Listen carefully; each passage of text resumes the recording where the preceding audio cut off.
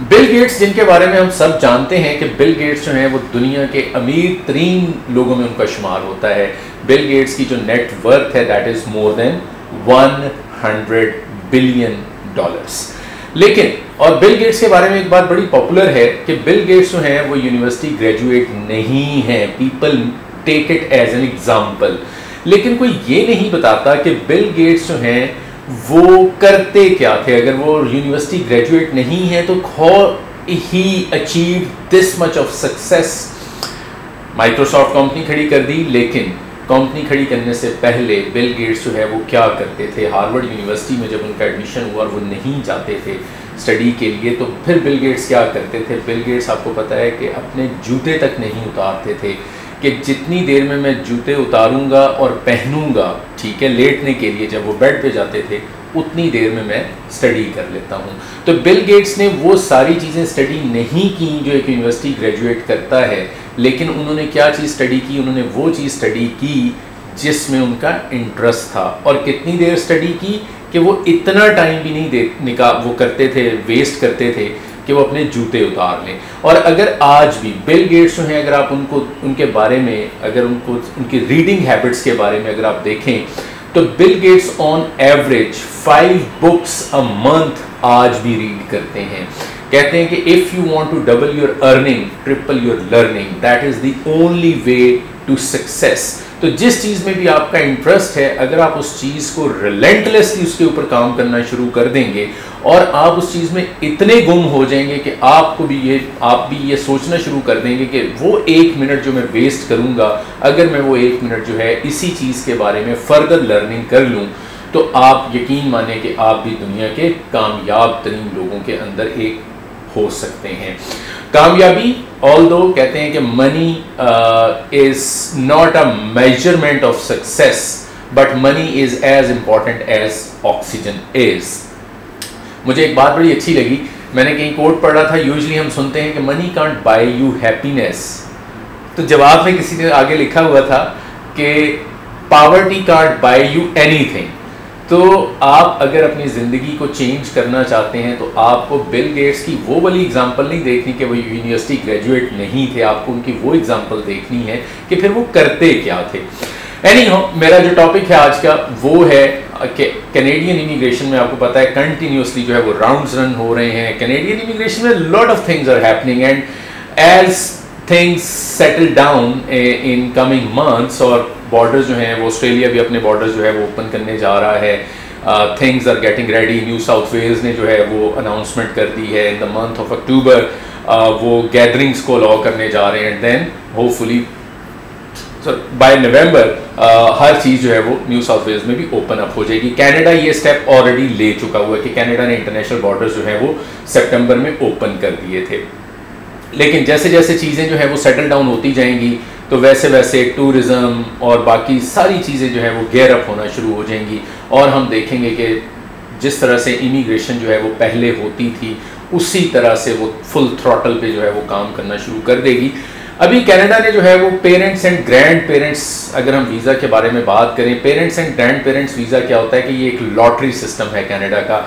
जो लोग who are permanent residents or citizens of Canada and they want to invite their parents to live in Canada as a permanent resident, तो Canada हर साल जो है वो एक प्रोग्राम रन करता है जिस प्रोग्राम का नाम है parents and grand parents visa. ये लॉटरी सिस्टम के थ्रू आपको मिलता है। तो अभी कनाडा ने जो है वो एक लॉटरी सिस्टम के लिए जब उन्होंने ये अनाउंसमेंट की, तो would you imagine how many permanent residents and citizens applied for parents and grand parents visa, क्योंकि हर जो वहाँ पे नेशनैलिटी का, चाहे वो पाकिस्तानी है, चाहे इंडियन है, श्रीलंकन है, बांग्लादेशी है, और from any other country, they want their parents to be with them. तो उसके लिए और एज अ परमानेंट रेजिडेंट वो वहाँ पे रहें, तो उसके लिए वो अपना इंटरेस्ट जो है वो शो करते हैं, और वो इंटरेस्ट जो है वो शो किया। और आप वुड यू इमेजिन कि 1 लाख बंदे ने उस अपने इंटरेस्ट को जो है वो शो किया और लॉटरी में पार्टिसिपेट किया, जिसमें से out of 100,000 people Canada will take only 30,000 applications, और ये लॉटरी के साथ डिसाइड होंगी, first come first serve basis पे नहीं होंगी। तो कॉन्ग्रेचुलेशंस टू ऑल दोस्त जिनका नाम इन 30,000 लोगों में आ जाएगा और वो अपने पेरेंट्स या ग्रैंड पेरेंट्स को जो है वो इनवाइट कर सकेंगे कि वो कनाडा आए और परमानेंट रेजिडेंट के तौर पे उनको ज्वाइन करने। लेट्स सपोज बाकी 70,000 के साथ क्या होगा? वो 70,000 लोग जो हैं वो अपने पेरेंट्स को एक और वीज़ा है कनाडा का, that is called super visa, वो उनको सुपर वीज़ा जो है वो उनका अप्लाई कर सकते हैं। Super visa is for 10 years and for 10 years your parents can have multiple entries into Canada और वो आपके साथ वहाँ पे रह सकते हैं, मल्टीपल टाइम्स एंटर हो सकते हैं। 10 years के लिए ये वीज़ा होता है। 10 years में ये आपको जो लॉटरी सिस्टम है, दिस इज़ फॉर 2021, 2022 का लॉटरी सिस्टम अभी तक उसकी कोई डिटेल सामने नहीं आई है। Once we have the details तो आप उसमें भी अगर आपके पेरेंट्स में अगर आप एलिजिबल हैं तो आप उस लॉटरी में अगेन पार्टिसिपेट कर सकते हैं। अगर आप इस लॉटरी में नहीं आपका कुर्रा फॉल जो है वो आपके नाम नहीं निकला तो नेक्स्ट जो लॉटरी होगी उसमें आपको पार्टिसिपेट ज़रूर कर लेना चाहिए। विद दिस हम अगली अगर राउंड की बात करें तो ब्रिटिश कोलंबिया में राउंड्स रन हो रहे हैं और कंटिन्यूसली राउंड्स रन हो रहे हैं। ब्रिटिश कोलंबिया का टेक पायलट प्रोग्राम है, ब्रिटिश कोलंबिया का डिफरेंट बाकी अदर प्रोग्राम्स हैं जो रन हो रहे हैं, जिसमें ब्रिटिश कोलंबिया ने जो लेटेस्ट राउंड रन किया दैट वाज ऑन सितंबर 28 को उन्होंने राउंड रन किया और 422 people were selected in that round. और अगर आप British Columbia, Saskatchewan, Alberta, Newfoundland के बारे में मैं कुछ जो है वो डिटेल में मैं आज ही वीडियो होपफुली बना दूंगा और उसमें हम डिटेल में बात करेंगे so that you should know. मैं आजकल बहुत ज़्यादा एड्स देख रहा हूँ जिन एड्स में लोग बात कर रहे हैं न्यूफाउंडलैंड एंड लैब्राडोर की, लेकिन the thing is I always suggest कि आप लोग खुद अपनी स्टडी ज़रूर करें, do your own research as well, don't run for anything and any opportunity. वो कहते हैं ना कि things that seem too good to be true, तो वो उनमें कोई ना कोई गड़बड़ हो सकती है। तो अगर आपको अगर आप न्यूफाउंडलैंड एंड लैब्राडोर के अंदर इंटरेस्टेड हैं and you see some ads के जी वहाँ पे आपकी इमिग्रेशन हो जाएगी, तो प्लीज़ नोट कर लें कि उनका जो स्किल्स इन डिमांड की कैटेगरी है that is closed now for new applications, तो आपकी एप्लीकेशन अभी सबमिट नहीं हो सकती। मैं सिर्फ आपको एक कॉशन दे रहा हूँ, कॉशियस कर रहा हूँ कि अभी नहीं हो सकती, आने वाले दिनों में अगर वो ओपन हो जाती है। एंड यस, एक चीज़ मैं हमेशा कहता हूँ कि अपॉर्चुनिटी जब नॉक करेगी आपके डोर के ऊपर तो you need to open the door, you can't say to the opportunity that please hold on, मैं थोड़ी तैयारी कर लूँ, ये सिचुएशन नहीं हो सकती। तो आपको क्या करना होगा, आपको अपना ECA रेडी करना होगा, आपको अपना जो है वो IELTS जो है वो रेडी करना होगा। मैं इसके ऊपर स्किल्स एंड डिमांड के ऊपर एक कंप्लीट वीडियो जो है वो आज ही बना दूंगा, कल होपफुली वो वीडियो जो है वो अपलोड हो जाएगी, आप उस वीडियो को देख लीजिएगा before you start any process for Newfoundland and Labrador. इसके अलावा ब्रिटिश कोलंबिया के अलावा कनाडा में एक और राउंड रन हुआ, और वो राउंड किन के लिए रन हुआ, प्रोविंशियल नॉमिनेशन प्रोग्राम का राउंड रन हुआ एक्सप्रेस एंट्री में, जिसमें 600 पॉइंट्स आपको जो है वो मिल जाते हैं अगर आपको कोई प्रोविंस जो है वो नॉमिनेशन दे देता है। इसमें जो कनाडा ने सिलेक्ट किए वो 761 लोग सिलेक्ट किए। ये राउंड जो है this was the 19th express entry round in the year of 2021। जो पॉइंट सिस्टम रहा वो 742 रहा। 600 पॉइंट्स तो आपको प्रोविंशियल नॉमिनेशन के मिल जाते हैं, विच मीन्स कि 142 आपके अपने पॉइंट्स से, तो आपकी immigration is very much a possibility. इसके अलावा कनाडा के अंदर जो है वो बाकी डिफरेंट और प्रोग्राम्स जो हैं उनके राउंड जो हैं वो भी रन होते रहते हैं। We hope and we expect कि एज बॉर्डर जो है वो ओपन अप हो रहे हैं, soon visas for permanent residency express entry candidates को वीज़ा जो है वो भी इशू होना स्टार्ट हो जाएंगे।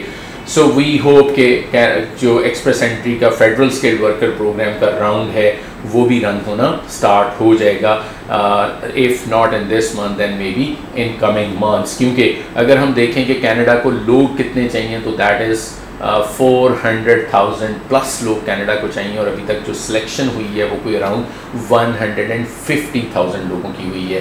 द डेफिसिट इज़ ऑलमोस्ट 250,000 लोग और जो है वो प्रोसेस करने हैं।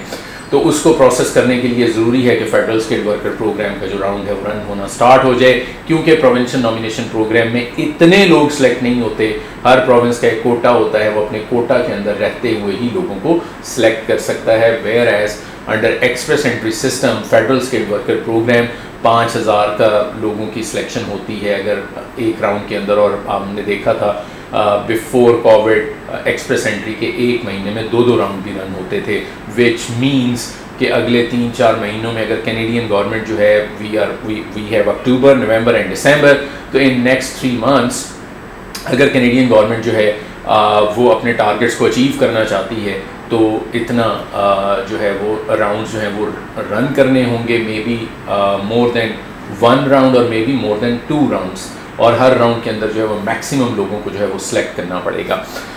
इसके अलावा मैं आपको ये भी बताता चलूँ कि जो टोटल सिलेक्ट हुए हैं लोग, इनविटेशन जो एक्सप्रेस एंट्री में इनवाइट किए गए हैं लोग, दे आर 108,000। बाकी जो मैंने 150,000 का फिगर आपको कोट किया है उसमें प्रोविंशियल नॉमिनेशन के लोग जो हैं वो भी इंक्लूड हैं, और बाकी प्रोग्राम जो हैं उनके लोग भी जो है वो इंक्लूडेड हैं। तो आप अगर इंटरेस्टेड हैं in Canadian immigration, in Australian immigration, Australia, मैंने उसके ऊपर कुछ वीडियोस बनाई हैं, इज़ अनदर अपॉर्चुनिटी जहां पे आप अप्लाई कर सकते हैं। और अगर आपके पास DAE है, डिप्लोमा ऑफ एसोसिएट इंजीनियर है, तो Australia can be the best opportunity for you with 6 band in each module. और लैब्राडोर वाली वीडियो जो है वो आप आने वाले दिनों, आप कल होपफुली अपलोड हो जाएगी तो आप देख सकेंगे उसको। वीडियो अच्छी लगी हो तो लाइक ज़रूर कर दीजिएगा। आपका अगर कोई क्यूरी है, कोई कमेंट है, आप वो देंगे तो हम उसको आंसर करने की कोशिश करेंगे। Otherwise you can send your query, your CV for assessment. Assessment जो है वो हम फ्री में कर देते हैं, and you can send your CV at wecare@immigrationexperts.pk। हमारी कोशिश होती है कि विद इन अ डे और 2 जो है वो आपको रिस्पांस दे दिया जाए। तो प्लीज़ आप अपने स्पैम फोल्डर को जो है वो ज़रूर चेक कर लिया करें कि स्पैम फोल्डर के अंदर तो हमारी ईमेल नहीं पड़ी हुई, और कोशिश किया करें कि जब भी आप CV सेंड करें तो अपनी डेट ऑफ बर्थ उसमें ज़रूर मेंशन करें, completion year of each qualification ज़रूर मेंशन करें, start and end date of each work experience ज़रूर मेंशन करें। अगर आपने IELTS किया हुआ है तो IELTS का बैंड भी ज़रूर मेंशन करें। अदरवाइज़ बैक एंड फोर्थ जो है वो ईमेल्स को एक्सचेंज करना पड़ता है, जिसकी वजह से काफ़ी ज़्यादा डिले आता है और एक ही असेसमेंट को करने में काफ़ी ज़्यादा टाइम लग जाता है। आप हमें कॉल भी कर सकते हैं at 0308585777 या 0306585777, या आप हमें हमारे इस्लामाबाद और लाहौर ऑफिस में विजिट भी कर सकते हैं। Thank you very much for watching. इंशाल्लाह अगली वीडियो में आपसे मुलाकात होगी।